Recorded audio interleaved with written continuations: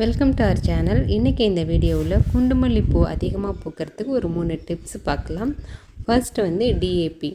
பெரிய செடியாக இருந்தால் 1 ஸ்பூன் டிஏபி, சின்ன செடியாக இருந்தால் 1/2 ஸ்பூன் டிஏபி கொடுங்க.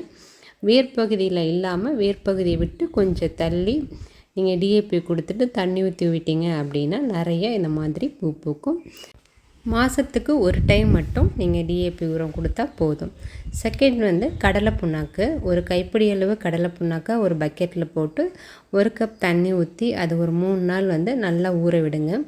ஒரு மூடி போட்டு அது நல்லா ஃபர்மெண்டேஷன் ஆனதுக்கு அப்புறம் அது கூட 5 லிட்டர் தண்ணி ஊற்றி நல்லா மிக்ஸ் பண்ணி செடிக்கு ஊற்றினாலும் இந்த மாதிரி நிறைய உங்களுக்கு பூ பூக்கும்.